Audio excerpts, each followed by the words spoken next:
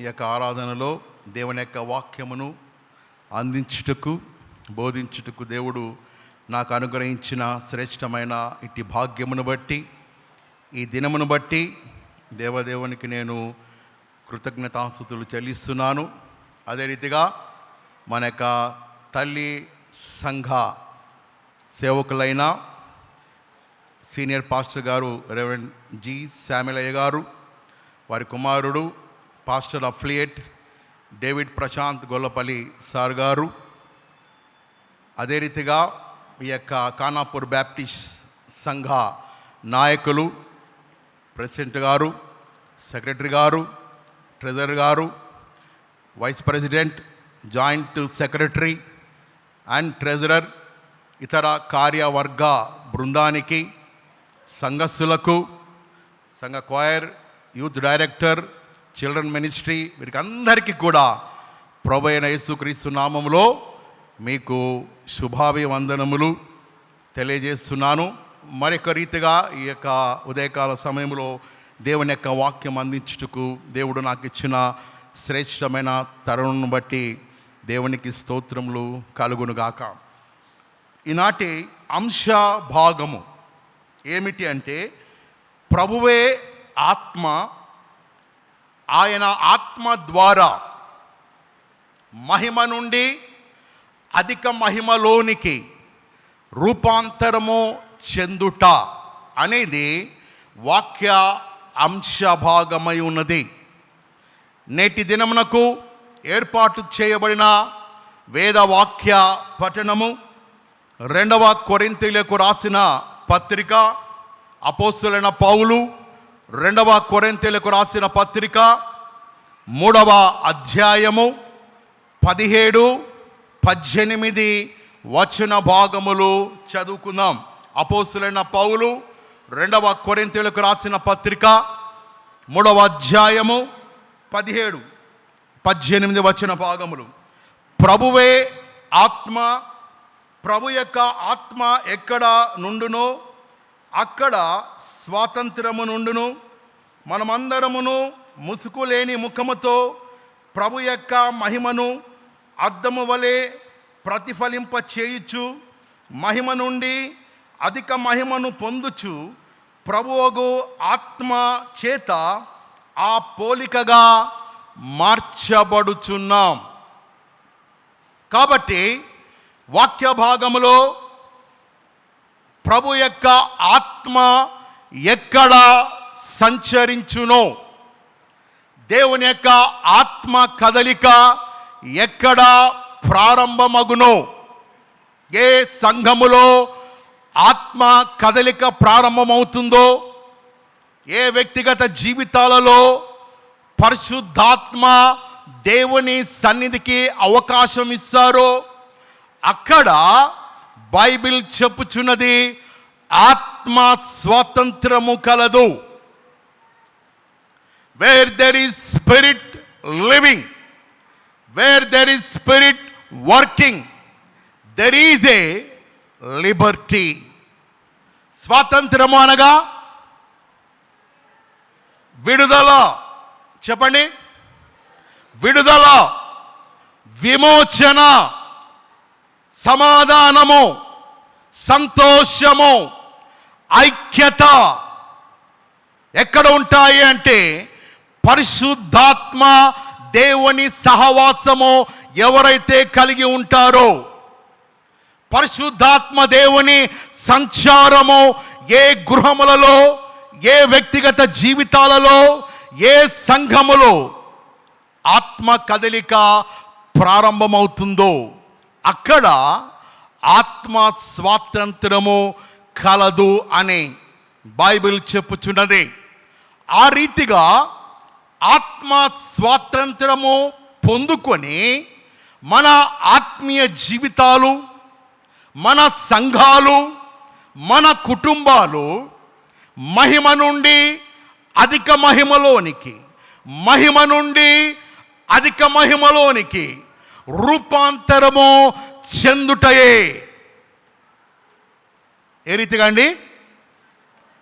ఆత్మ స్వాతంత్రము కలిగిన వారై మహిమ నుండి అధిక మహిమలోనికి, మహిమ నుండి అధిక మహిమలోనికి, ట్రాన్స్ఫిగరేషన్, రూపాంతరము చెందుటయే క్రైస్తవుని యొక్క ప్రథమ ఉద్దేశమై ఉన్నది.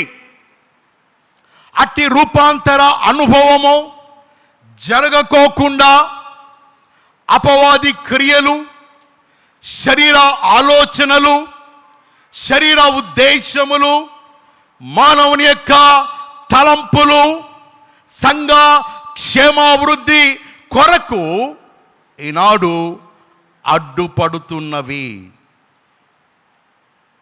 కాబట్టి అట్టి ఆత్మ స్వాతంత్ర్యముతో మనము మన యొక్క జీవితాలు, సంఘాలు రూపాంతర అనుభవములోనికి దాటి వెళ్ళవలెను. బైబిల్ చెప్పుచున్నది, ప్రభువే ఆత్మ. యోహాన్ రాసిన సువార్త ఎవరు చెప్తారు చూద్దాం, 4:24. ఆడే ఉంది కదండి, పులిపిట్ పైన ఉందండి. యోహాన్ రాసిన సువార్త, దేవుడు ఆత్మ గనుక. అంటే మీరు ఇంతకాలము ఇన్ని సంవత్సరాలుగా వస్తున్నారు కానీ అది చూడడం లేదు. My people perish lack of knowledge. నా ప్రజలు జ్ఞానము లేక గుడ్డివారుగా ఉంటున్నారు. నా ప్రజలు జ్ఞానము లేకుండా చెవిటివారుగా ఉంటున్నారు. నా ప్రజలు జ్ఞానము లేకుండా మూగవారుగా ఉంటున్నారు. చక్కటి వాక్యము అక్కడ పొందుపరచి ఉన్నదండి. దీనిని మనము చదవకపోతే, కనిపించే దానినే మనము చదవకపోతే కనిపించని దేవుణ్ణి ఎంతవరకు నువ్వు వెంబడిస్తున్నావు? కనిపించని దేవుణ్ణి ఎంతవరకు నువ్వు ప్రేమిస్తున్నావు, ఆరాధిస్తున్నావు? ఆయనతో ఎంతవరకు నీవు సహవాసము చేయుచున్నావు? నీవు నీ ఆత్మకు నీవే ఉత్తరవాది. కాబట్టి యోహాన్ రాసిన సువార్త 4వ అధ్యాయము 24వ వచనములో దేవుడు ఆత్మ గనుక ఆయనను ఆరాధించువారు ఆత్మతోనూ సత్యముతోనూ ఆరాధించవలెను. ఆ రీతిగా ఆత్మ పూర్ణులై దేవుని యందు భయభక్తులు కలిగి దేవుని యొక్క వాక్యానుసారముగా దేవుని స్తుతిస్తూ, ఆరాధిస్తూ, కీర్తిస్తూ, ఆయన నామమును మహిమపరచుచు సంఘములో నీకు ఇవ్వబడిన ప్రాధాన్యతను గుర్తించి సంఘ కార్యక్రమాలలో పాల్గొనుటూ కృప వెంబడి మహిమ నుండి అధిక మహిమలోనికి రూపాంతరము చెంది క్రీస్తు స్వరూప్యములోనికి మార్చబడుటయే దేవుని యొక్క అనాది సంకల్పమై ఉన్నది. చెప్పలు కూడా దేవుని మహిమపరచుదాం. హల్లెలూయా, హల్లెలూయా, హల్లెలూయా. అట్టి ఆత్మ సంబంధమైన అనుభవములోనికి నడిపింపబడకుండా లోక ఆశలు, శరీర ఆశలు, ఇతర కార్యాలు నీ ఆత్మీయ జీవితాన్ని కృంగుదల, నిరాశ, వేదన, దుఃఖములలోనికి నిన్ను నడిపిస్తూ ఉన్నదేమో. నిన్ను నీవు, నన్ను నేను, మనను మనము పరీక్షించుకొనవలసిందిగా మీకు మనవి చేయుచున్నాను.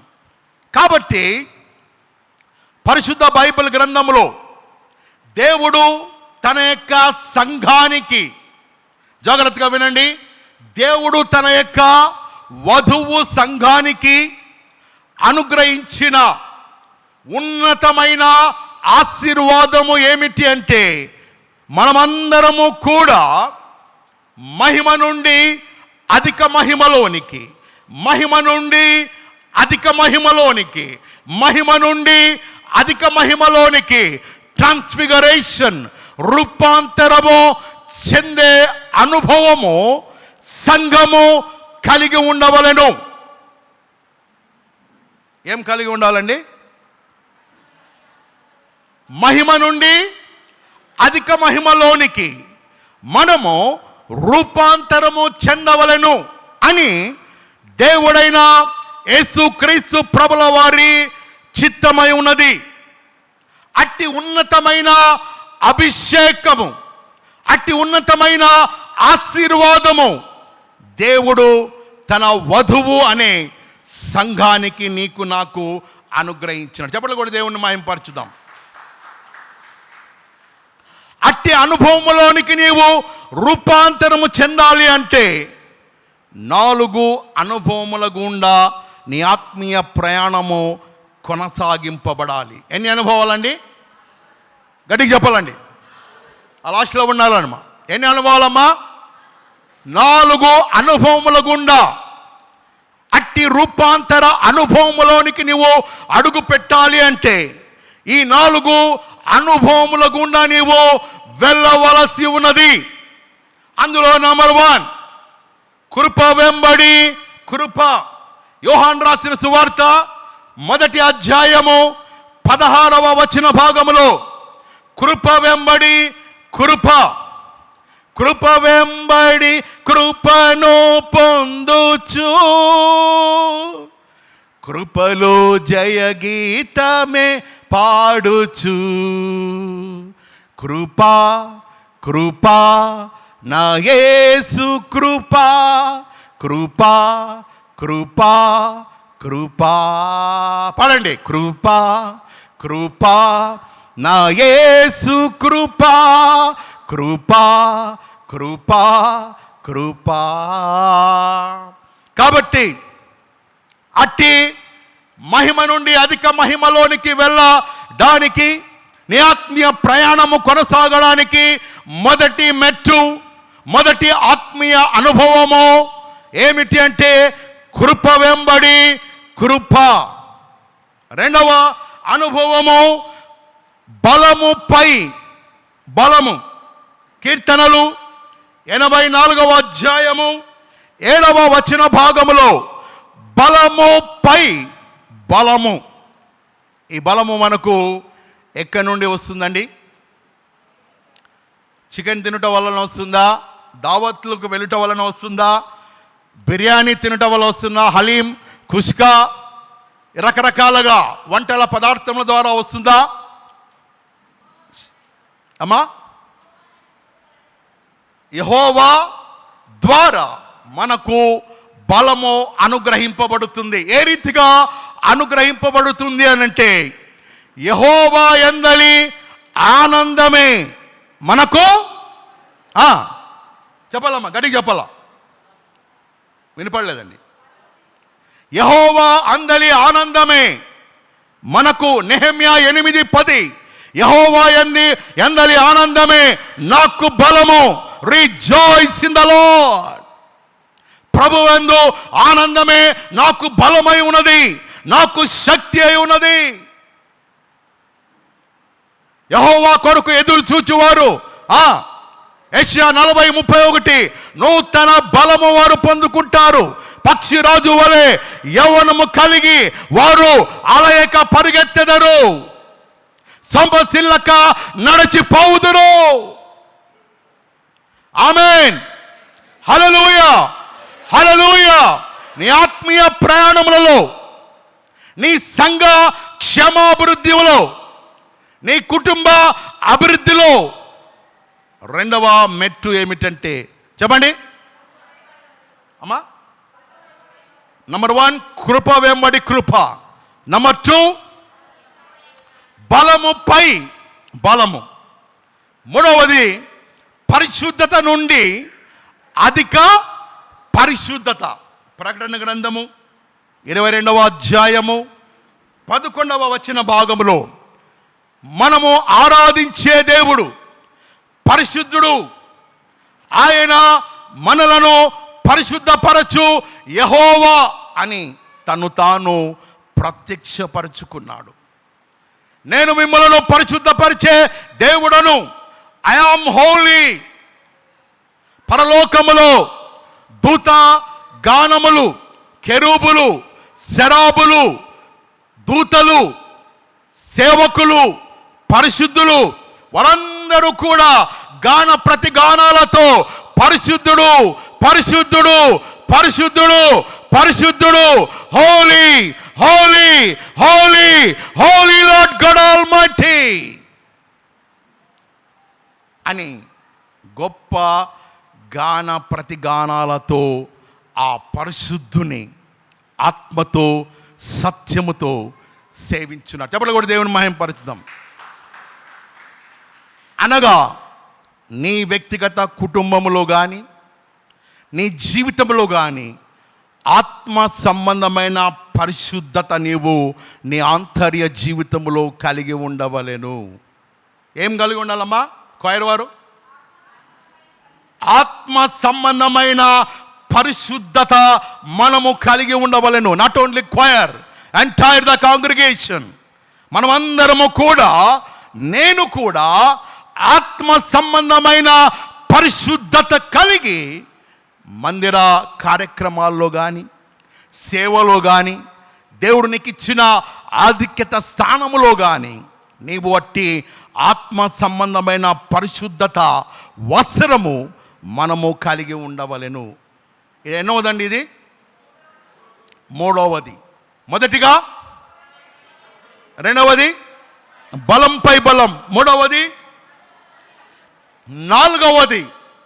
నాలుగవ కోణం ఏమిటంటే 2 కొరింథీయులకు రాసిన పత్రిక 3వ అధ్యాయము 18వ వచన భాగంలో మహిమ నుండి అధిక మహిమ, మహిమ నుండి అధిక మహిమలోనికి మనము రూపాంతరము చెందుటయే. ఈ 4 కోణముల ద్వారా నీ ఆత్మీయ ప్రయాణములలో ఈ 4 అనుభవములు మనము కలిగి ఉండవలెను. నంబర్ 1 కృప నుండి అధిక కృప, నంబర్ 2 బలముపై అధిక బలము, నంబర్ 3 పరిశుద్ధత, నంబర్ 4 మహిమ నుండి అధిక మహిమ, మహిమ నుండి అధిక మహిమ లోనికి రూపాంతరము చెందుటయే ఆత్మీయ ప్రయాణమై ఉన్నది. ఆమేన్. పరిశుద్ధ బైబిల్ గ్రంథంలో జాగ్రత్తగా వినండి, కొన్ని వాక్యములు, జాగ్రత్తగా వినండి, సువార్త సంబంధించిన వాక్యములుగా ఉన్నవి, బోధలుగా ఉన్నవి. మరికొన్ని వాక్యములు మనలను ఉజ్జీవింపచేసే వాక్యములుగా ఉన్నవి. మరికొన్ని వాక్యాలు, బోధలు మన ఆత్మీయ జీవితములో లోతైన అనుభవము గుండా వెళ్ళడానికి కొన్ని వాక్యములు ఉన్నాయి. మరికొన్ని వాక్యాలు స్వస్థతలకు, అద్భుతాలకు, మహత్కార్యాలకు, సూచక క్రియలకు సంబంధించిన వాక్యములుగా ఉన్నాయి. అయితే కొన్ని వాక్యములు మాత్రమే, జాగ్రత్తగా వినండి, కొన్ని వాక్యములు మాత్రమే మనలను ఆత్మీయ జీవితంలో మహిమ నుండి అధిక మహిమలోనికి, కృప నుండి అధిక కృపలోనికి, బలము నుండి అధిక బలములోనికి రూపాంతరము చెంది అట్టి అనుభవములో మనము జీవించడానికి కొన్ని వాక్య భాగములే మనకు సహాయ సహకారులుగా ఉన్నాయి. అర్థమైందండి? అర్థమైందా? అర్థమైపోయిందా? ఏమా అర్థమైందండి? క్లియర్గా, no doubt at all. Bible గ్రంథములో కొన్ని వాక్యములు మాత్రమే మనలను మహిమ నుండి అధిక మహిమలోనికి నడిపించుటకు కొన్ని వాక్య సందర్భాలు ఉన్నాయి.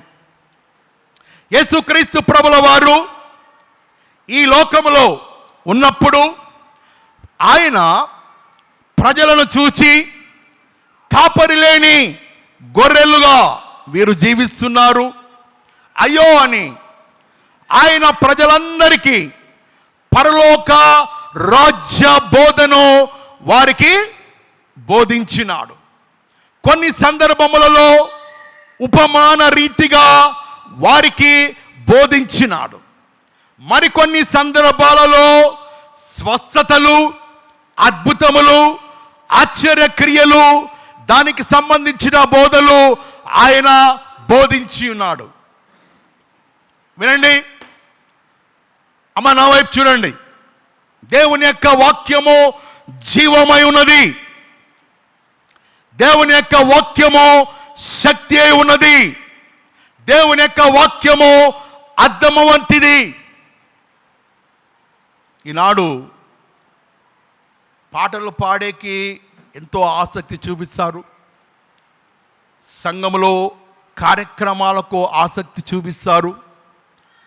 అన్ని విధాలుగా ఆసక్తి సంబంధించిన కార్యక్రమాలు వీక్షించుటకు, చూచుటకు, ఆనందించుటకు ఎంతో ఆతృత, ఎంతో ఇష్టంగా ప్రవర్తిస్తారు. బట్ దేవుని యొక్క వాక్యము వినాలి అంటే బోర్. మీ సంఘమే కాదండి, నాట్ ఓన్లీ దిస్ సంఘం, entire the majority of the Christianity nowadays. దేవుని యొక్క వాక్యము దొరకు సమయము, దేవుని యొక్క వాక్యములో ఉన్న శక్తి, దేవుడు నీకు అనుగ్రహించిన దినములు, కాలములు, రోజులు, కండ్లు ఉన్నప్పుడే, చెవులు ఉన్నప్పుడే, శక్తి ఉన్నప్పుడే ఈ వాక్యమును చదివి, ఈ వాక్యములో ఉన్న సంగతులను గ్రహించి, నా జీవితానికి ఏమైనా ఈ వాక్యము ఉపయోగపడుతుందా అని ఆత్మీయ జీవితంలో బుద్ధిమంతుని వలె నీ ఆత్మీయ ప్రయాణములో, నీ ఆత్మీయ జీవితము క్రీస్తు అను వాక్యము మీద నీవు నిర్మింపబడవలెను. 2 days బ్యాక్ జరిగిన ఒక కథ. మాకు చాలా సన్నిహితులు, మంచి 38 ఇయర్స్ ఉన్న వ్యక్తి, తన భార్య, పిల్లలు, సంతోషము, అంత ఆనందము. బెంగళూరులో గుడ్ షెపర్డ్ స్కూల్ ఫేమస్. మీరు ఎక్కడైనా చూసుకోండి, అందులో సీటు రావాలంటే మినిమం 5 లక్షలు.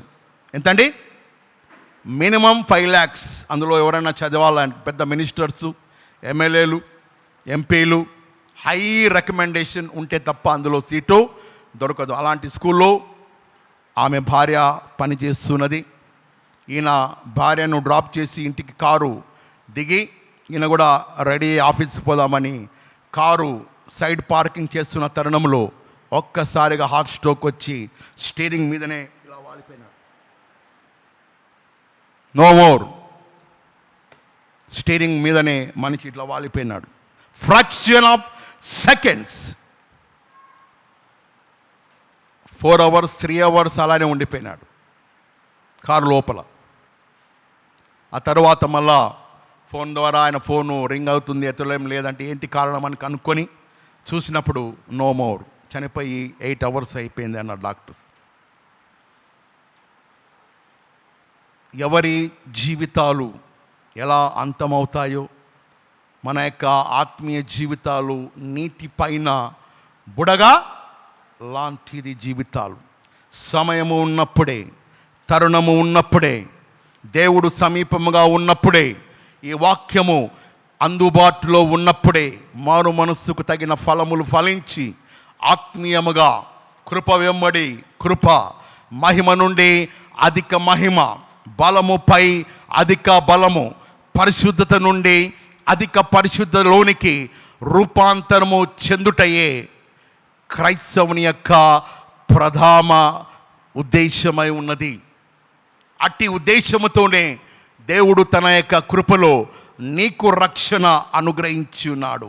ఆ రక్షణతోనే నువ్వు ఆగిపోక, సమస్యలతోనే ఆగిపోక, ఇబ్బందులతోనే ఆగిపోక, పాటలు పాడటలోనే ఆగిపోక, వాయిద్యములో వాయించ తరుణంలోనే ఆగిపోక, సంఘ పెద్దల ఒకవేళ పరిచర్య ఉన్నాడలా ఆ స్థితిగతులలోనే ఆగిపోక, మన ఆత్మీయ జీవితాలు క్రీస్తు స్వారూప్యములోనికి దినదినము వారము వారము రూపాంతరము చెందాలి.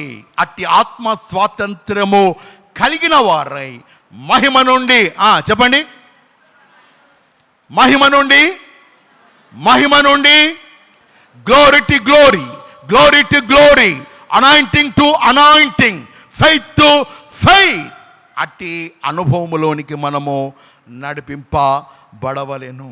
ఆమేన్, హల్లెలూయా, హల్లెలూయా. కాబట్టి యేసుక్రీస్తు ప్రభుల వారు ఈ లోకంలో ఉన్నప్పుడు పరలోక రాజ్య బోధలు వారికి బోధించినాడు. మరొక సందర్భములో స్వస్థతలు బోధలు బోధించినాడు. మరొక సందర్భములో ఆయన ఉపమాన రీతిగా వారికి హెచ్చరించి వారికి తగినట్టుగా ఆయన ఉపమాన మార్గములలో వారికి బోధించినాడు. జ్ఞానము లేని ప్రజలు, కాపరు లేని గొర్రెలు అని వారి ఎడల జాలి, దయ, కరుణతో అనేకులను ఆయన స్వస్థపరిచినాడు.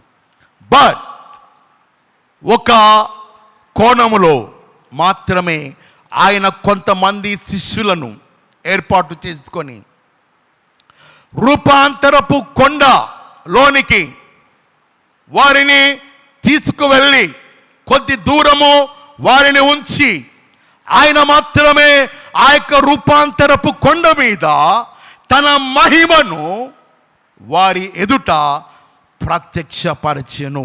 చెప్పండి కూడా దేవుని మహిమపరచుదాం. ఆ వాక్యము లూకా రాసిన సువార్త 9వ అధ్యాయము 32వ వచన భాగములో వ్రాయబడి ఉంటుంది. మీ ఇంటికి వెళ్ళిన తర్వాత చదవండి.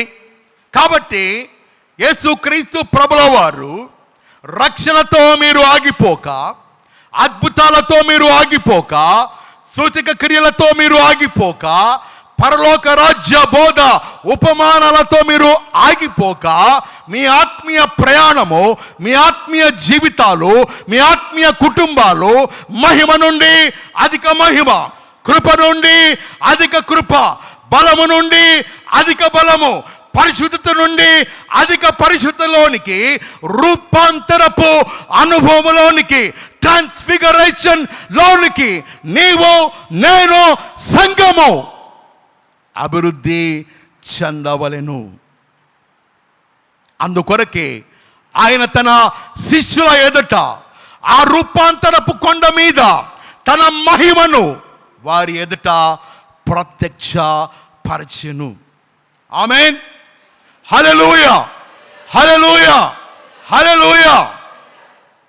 కాబట్టి మన యొక్క ఆత్మీయ జీవితాలు, మన కుటుంబ జీవితాలు ఆ ప్రభు ఆత్మ స్వాతంత్రము కలిగిన వారై మహిమ నుండి అధిక మహిమ, మహిమ నుండి అధిక మహిమలోనికి రూపాంతరము చెందే అనుభవములోనికి మనము కొనసాగింపబడవలెను. ఉదాహరణకు ఒక సీతాకోక చిలుక జీవితాన్ని మనము పరిశీలన చేస్తే, పరీక్షిస్తే, ప్రారంభములో ఆ సీతాకోక చిలుక గుడ్డుగా ఉంటూ ఉన్నది. ఆ తరువాత ఆ గుడ్డులో నుండి బయటకు వచ్చిన తరువాత ఏ దశలో ఉంటుందండి? అది గొంగలి పురుగు, క్యాటర్పిల్లర్, గొంగలి పురుగు దశలోనికి అది రూపాంతరము చెంది ఎక్కడ అది సంచరిస్తుందండి? నేల మీద, ఆకుల మీద, గోళ్ళ మీద అది ప్రాకుతూ ఉన్నది. చాలా అలంకారంగా ఉంటుందా, అసహ్యంగా ఉంటుందండి? చెప్పాలమ్మా. చూడ్డానికి చాలా అసహ్యంగా ఉంటుంది. ఎవరు కూడా దానిని ముట్టుకోవడానికి ఇష్టపడరు.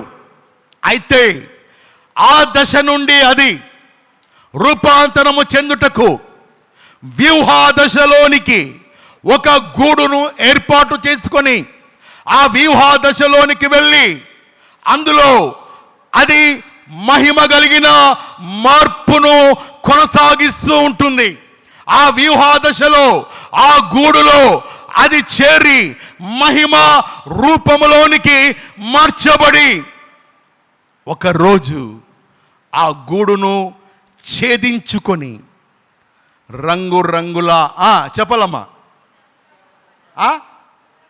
రంగురంగుల సీతాకోక చిలుకగా అది పువ్వుల పైన మకరందము సేవించుటకు ఆ సీతాకోక చిలుక ఫ్లై అవుతూ రంగురంగులుగా పిల్లలను, పెద్దలను, ముసలి వాళ్ళని అందరినీ ఆకర్షించే సీతాకోక చిలుకగా అది పయనిస్తూ ఉంటుంది.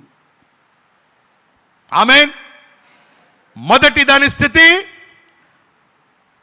కోడిగుడ్డు ఆకారపు స్థితి. రెండవ దాని స్థితి గొంగలి పురుగు దశ. అయ్యో అసహ్యము, దాన్ని చూసే ఒకలాంటి అలర్జీ, ఆ దశ. ఆ తరువాత వ్యూహాదశలోనికి వెళ్ళి రంగురంగులుగా అది రూపాంతరము చెంది ఆ గూడులో ఉండి ఛేదించుకొని బయటకు వచ్చినప్పుడు అనేకులకు ఆ సీతాకోక చిలుక ఆకర్షణీయముగా ఉన్నది. దీని ద్వారా నేర్చుకోబోయే పాఠము, సంఘము నేర్చుకునే పాఠము, విశ్వాసులు నేర్చుకునే పాఠము ఏమిటి అంటే, నీ ఆత్మీయ జీవితంలో ఒకవేళ మొదటిగా నీవు నీ ఆత్మీయ జీవితము ఆ రీతిగా ఉన్నదేమో, రక్షణ లేని జీవితము, మారు మనస్సు లేని జీవితము. రెండవదిగా ఆ యొక్క సీతాకోక చిలుకగా కాక మునుపు అది రెండవ దశ, గొంగలి పురుగు దశ.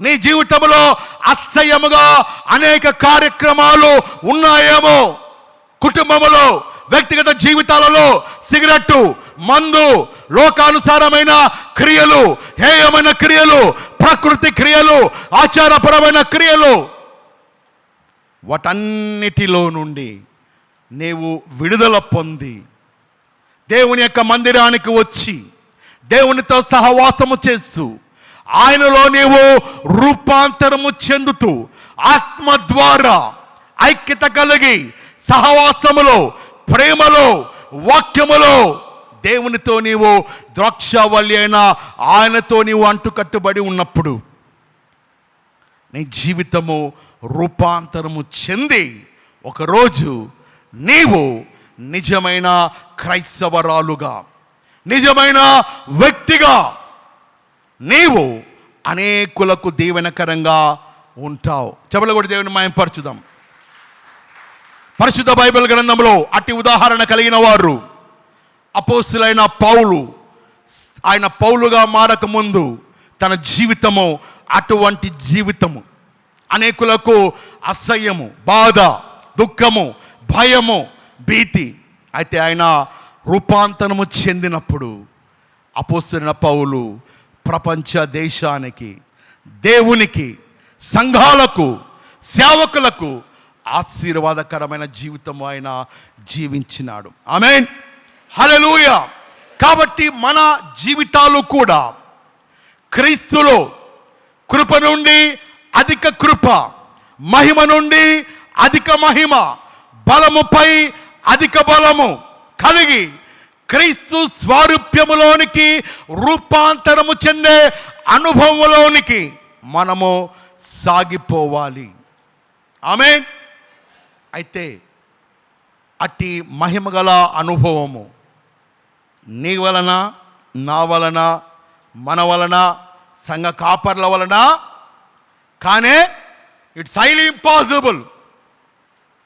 అట్టి అనుభవములో నీవు వెళ్ళాలి అంటే దేవుని యొక్క వాక్యము ద్వారా, చెప్పండి, ప్రార్థన ద్వారా, ఆరాధన ద్వారా, మూడవదిగా దేవుని ఆత్మ ద్వారా, చెప్పండి, దేవుని ఆత్మ ద్వారా సమస్తమును మనకు సాధ్యము. అందుకే బైబిల్ చెప్పుచున్నది, బలము చేత కాదనెను, శక్తి చేత కాదనెను, బలము చేత కాదనెను, శక్తి చేత కాదనెను, నా ఆత్మ ద్వారా దీని చేతునని యెహోవా సెలవిచ్చెను, నా ఆత్మ ద్వారా దీని చేతునని యెహోవా సెలవిచ్చెను. ఓ ఇశ్రాయేలు విను, నీ భాగ్యమెంతో గొప్పది, ఓ ఇశ్రాయేలు విను. హల్లెలూయా. కాబట్టి అట్టి ఆత్మ సంబంధమైన రూపాంతరము చెందాలి అంటే కేవలము పరిశుద్ధాత్మ దేవుని స్వాతంత్రము కింద నీవు నేను మనము సమర్పించుకున్నప్పుడు ఆత్మదేవుడు మనలను అట్టి రూపాంతర అనుభవములోనికి నడిపిస్తాడు.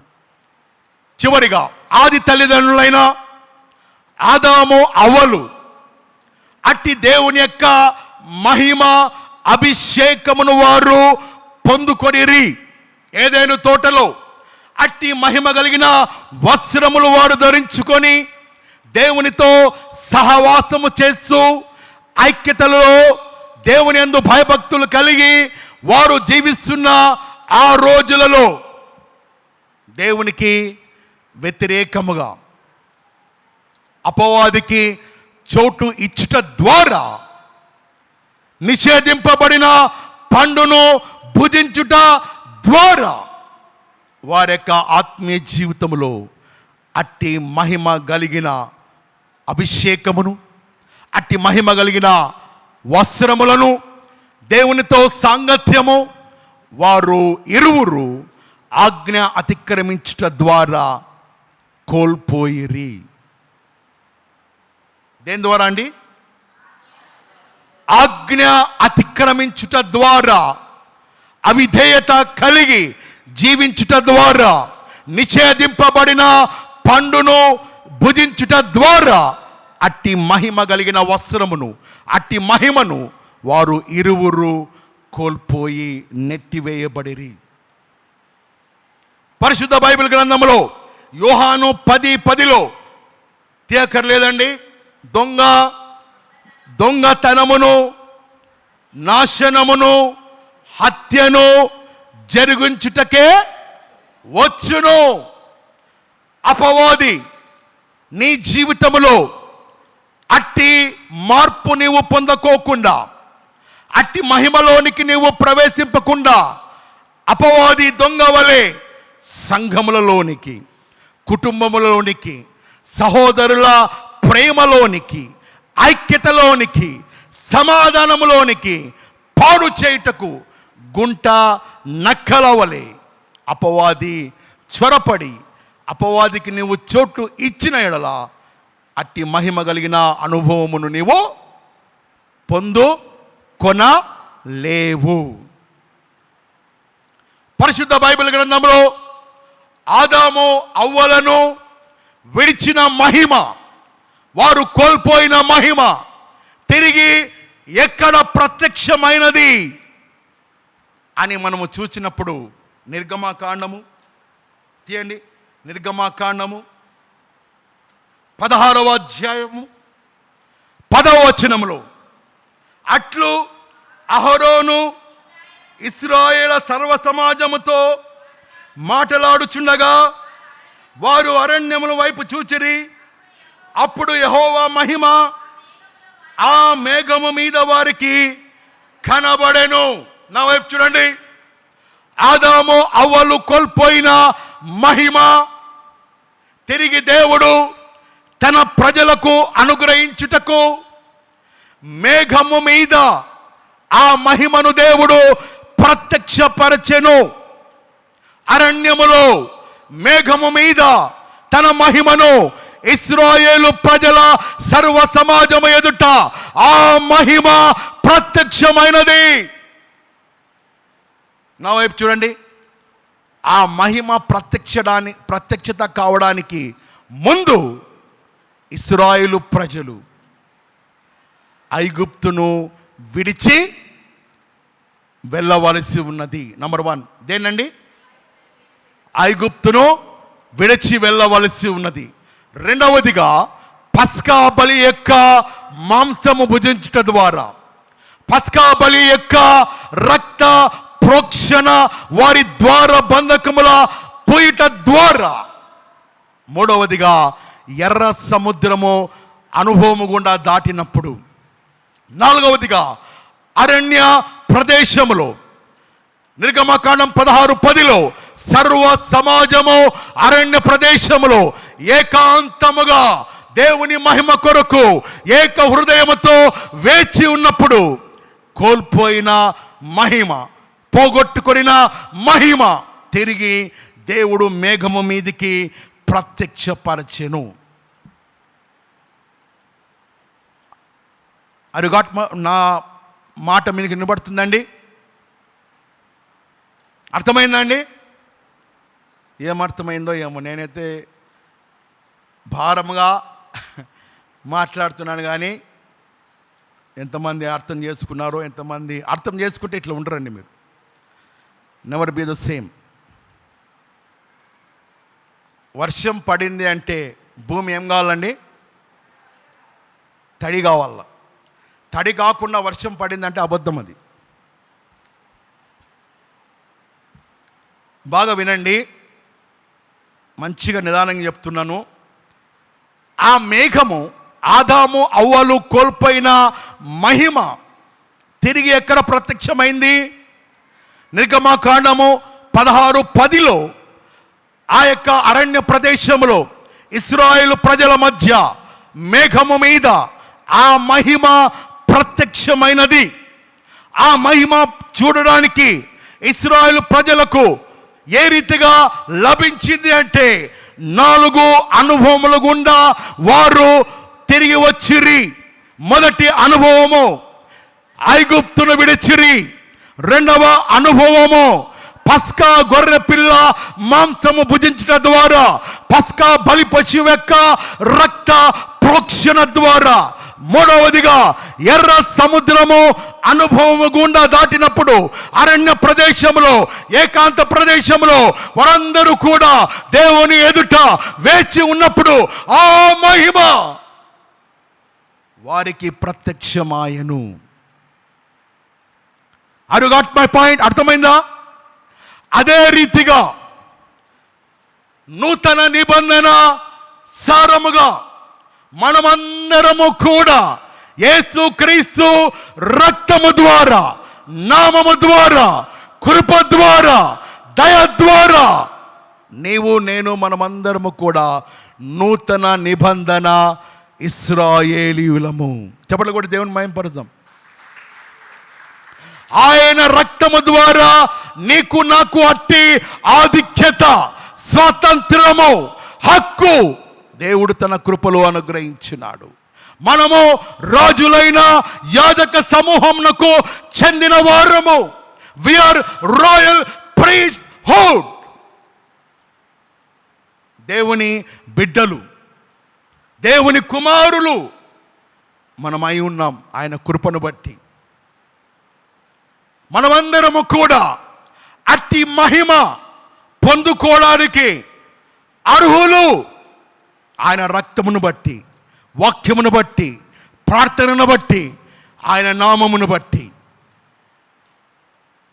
నీ జీవితంలో ఒకవేళ పాప స్వభావము ద్వారా, శరీర ఇచ్ఛల ద్వారా, అవిధేయత ద్వారా ఆదాము అవ్వ రీతిగా అట్టి ఆత్మీయ అనుభవము నుండి నీవు దిగజారిపోయినట్లయితే, అట్టి రక్షణ అనుభవమును కోల్పోయినట్లయితే, అట్టి మహిమ నీ జీవితంలో నుండి తొలగిపోయినట్లయితే చింతించవద్దు, బాధపడవద్దు, దిగులు పడవద్దు, అపవాదికి అవకాశం ఇవ్వద్దు.